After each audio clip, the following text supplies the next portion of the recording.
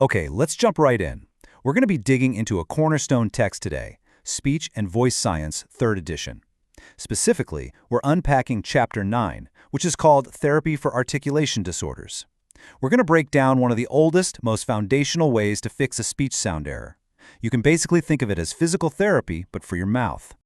Now, what's so interesting about this chapter is how it frames this whole thing. It's not really about language theory, it's about mechanics. The traditional motor approach treats making a sound like learning any other physical skill, like a sport. It's something you have to train, drill, and just master through tons of repetition. So how does that actually play out in the real world? To really get this, let's start with a super common situation. You've heard this sound before, for sure.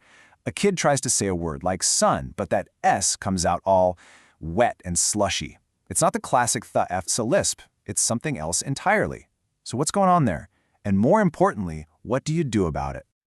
Well, let's meet Eric. He's a 2nd grader from a case study in the chapter. His teachers noticed that his S's was just off.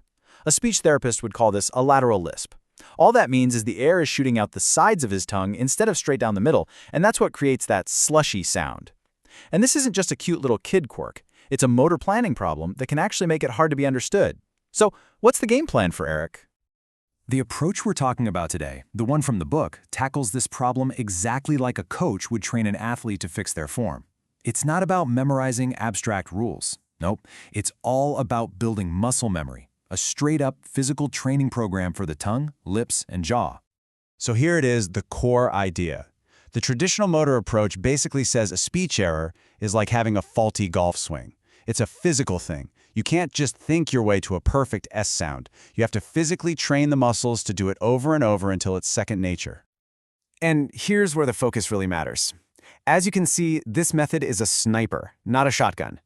It doesn't try to fix a bunch of sounds all at once by teaching some broad language rule. Nah, it hones in on one single sound, like that slushy S, and drills it until it's perfect.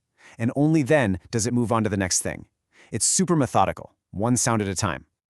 Okay, so before you can even think about moving the mouth, you have to fix the ear. This is absolutely critical. The first phase is all about what they call sensory perceptual training. The person has to learn to hear the sharp, clear difference between your own slushy S and a really crisp, correct S. It might sound obvious, but you literally can't fix what you can't hear. This flowchart here shows you how that ear training works. It starts off really simple, Like, can you tell the difference between an S and an M? Easy. But then it gets harder. Can you hear the difference between your slushy S and the correct one I'm making?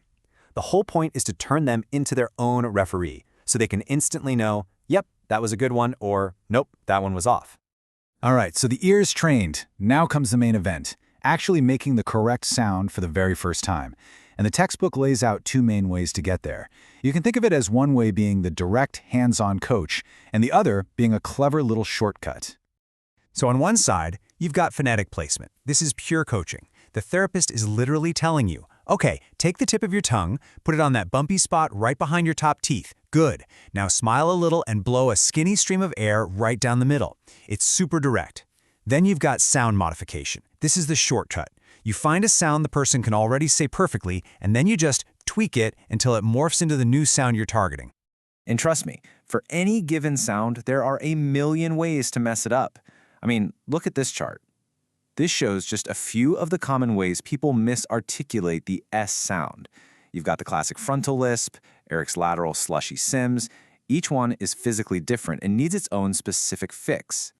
Here's a perfect example of that sound modification shortcut. Check this out. The T sound and the S sound are made in almost the exact same spot in your mouth. So a therapist might have someone say ta-ta-ta-ta-ta really fast with a big puff of air. You hear that little hissy sound in between the T's? The trick is to just grab that hiss and stretch it out. And just like that, you've tricked your mouth into making a pretty good S sound. It's a genius little hack. So, making the sound one time? That's the big breakthrough moment. But that's not the end goal. The real work, the grind, is making that new sound a permanent habit. This whole next phase is about taking that one successful S and building on it until it just comes out naturally in conversation, without even thinking about it. And clinicians do this by climbing what's basically a ladder of difficulty. You start at the very bottom with just the sound by itself. S. Once that's solid, you move up a rung and add vowels. See, say, So, then you go up to real words, starting with easy ones, then short sentences, and the very top of the ladder is just talking. Having a normal conversation and having that new sound pop out correctly without any effort. And what's so cool is that this whole process is directly supported by the science of how we learn motor skills. It is exactly how you'd practice shooting a free throw. You need tons and tons of reps. You need to mix it up and practice the sound in different words and sentences. You always start with simple drills before you jump into a full game. And a coach gives you tons of feedback at the beginning, but then they slowly back off so you can learn to feel it out and correct yourself. It's the same exact principles. You know, after going through all these technical drills and talk about tongue placement, it's pretty easy to just see this as a mechanical fix. You know, a clinical solution for a minor speech issue. But is that really all it is? Nah, at the end of the day, this whole process is about so much more than the mechanics. It's about giving a person the confidence to speak up and just be understood. For a kid like Eric, it's the difference between being hesitant to talk and speaking clearly. It's about making sure that nothing gets in the way of their voice and their ideas being heard.